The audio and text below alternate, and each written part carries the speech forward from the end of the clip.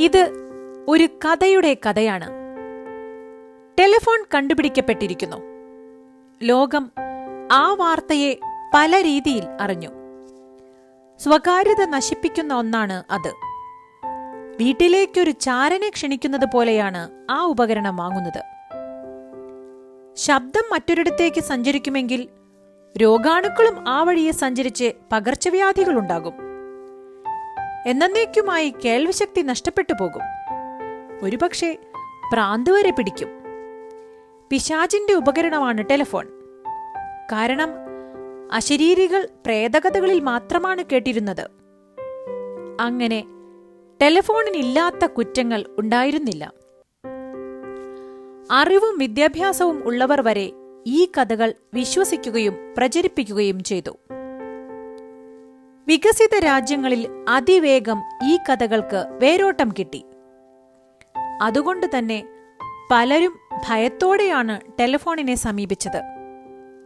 എന്നാൽ യാഥാർത്ഥ്യം മറ്റൊന്നായിരുന്നു. ഈ കെട്ടുകഥകളെല്ലാം കെട്ടഴിച്ചുവിട്ടത് ടെലഗ്രാഫ് നിർമ്മാണ കമ്പനികളായിരുന്നു.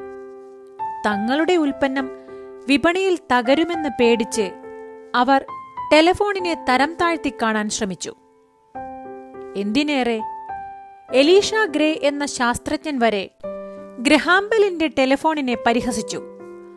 അതൊരു ശാസ്ത്ര കളിപ്പാട്ടം മാത്രമാണ് എന്നായിരുന്നു അദ്ദേഹത്തിന്റെ നിഗമനം. അതിനും കാരണമുണ്ടായിരുന്നു.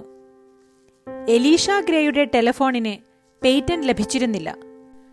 ചുരുക്കി പറഞ്ഞാൽ അസൂയയിൽ നിന്നും ഉരുത്തിരിഞ്ഞതായിരുന്നു ആ കള്ളക്കഥകളെല്ലാം.